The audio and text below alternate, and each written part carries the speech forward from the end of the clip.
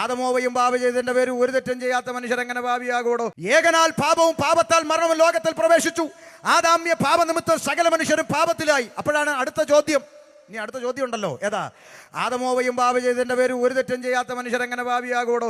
അതിൻ്റെ അകത്ത് ലോജിക്ക് എന്താണെന്ന് പറയാം. അതിനു മുമ്പ് ഒരു ചോദ്യം അങ്ങോട്ട് ചോദിക്കട്ടെ. എയ്ഡ്സ് എന്ന് പറയുന്ന മാരകമായ രോഗം നമ്മുടെ നാട്ടിലുണ്ട്, മരുന്ന് കണ്ടുപിടിക്കപ്പെട്ടിട്ടില്ലാത്ത.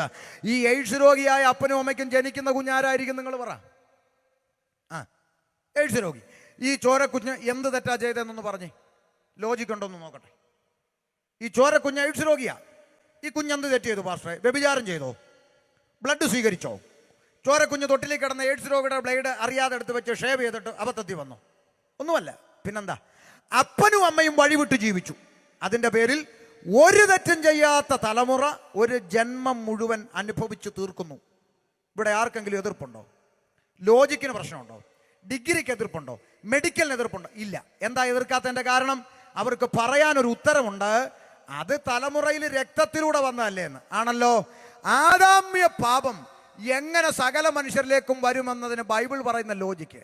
ഇനി വന്നാലും അത് നിങ്ങൾ ക്രിസ്ത്യാനികളങ്ങായാൽ പോരെ, ഞങ്ങൾ ഈ ഹിന്ദുക്കളെ മുസ്ലിങ്ങളെയും കൂടെ ചേർത്ത് പാപി എന്ന് വിളിക്കുന്നത് എന്തിനാന്നല്ലേ? അതിന് ബൈബിൾ പറയുന്ന ലോജിക്ക് ഒന്ന് കേട്ടു നോക്കും. വായിക്കാം. അപ്പോസ്തല പ്രവൃത്തി 17:26 ഒന്ന് വായിച്ചു കേൾപ്പിച്ച് പൊതുസമൂഹം കേൾക്കട്ടെ. ഭൂതലത്തിലെങ്ങും കുടിയിരിപ്പാൻ അവൻ ഒരുത്തനിൽ നിന്ന് മനുഷ്യജാതിയെ ഒക്കെയും ഉളവാക്കി. നിൽക്കട്ടെ. ഈ പൊതുസമൂഹത്തിന് മനസ്സിലാക്കാൻ വേണ്ടി അത് ചെറിയൊരു മാറ്റം വരുത്തി വായിക്കാം, ഇവർക്ക് കേൾക്കുന്നവർക്ക് മനസ്സിലാക്കാൻ വേണ്ടി. അവിടെ ദേവദാസനെ അവിടെ 2 പദമുണ്ട്, ശ്രദ്ധിക്കണം.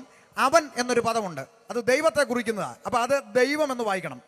അടുത്തത് ഒരുത്തൻ എന്നൊരു പദമുണ്ട്, അവിടെ ആദം എന്ന് വായിക്കണം. ഇനി ഒന്ന് വായിച്ചേ. ഭൂതലത്തിലെങ്ങും കുടിയിരിപ്പാൻ ദൈവം ആദാമിൽ നിന്ന് മനുഷ്യജാതിയൊക്കെ ഉളവാക്കി. ഇപ്പൊ ക്ലിയർ ആയി. ഇനി ക്ലിയർ ആയില്ലെങ്കിൽ പറഞ്ഞു തരാം, ശ്രദ്ധിച്ചു കേട്ടോ. ഈ പുസ്തകം പഠിപ്പിക്കുന്നത് വർഗീയതയാണോന്ന് ഇന്ന് രാത്രി ചെവിയുള്ളവൻ കാത് തുറന്ന് കേട്ടോണം കേട്ടോ. ഈ പുസ്തകം പഠിപ്പിക്കുക, ഭൂതലത്തിലെങ്ങും കുടിയിരിപ്പാൻ സൃഷ്ടാവ് ഈശ്വരൻ പടച്ചവൻ ദൈവം ആദമെന്ന് പറഞ്ഞ ഒരുത്തനിൽ നിന്ന് ഹിന്ദുവിനെ സൃഷ്ടിച്ചെന്നല്ല, ആണോ? ക്രിസ്ത്യാനിയെ സൃഷ്ടിച്ചെന്നല്ല, ആണോ? മുസൽമാനെ സൃഷ്ടിച്ചെന്നല്ല, ആണോ? മനുഷ്യജാതിയെ സൃഷ്ടിച്ചു. എന്തു മനോഹരമാന്ന് നോക്ക. ആദമെന്ന് പറയുന്ന ഒറ്റ രക്തത്തിൽ നിന്ന് ഈ ഉലകത്തിലെ മനുഷ്യജാതിയെ സൃഷ്ടിച്ചു.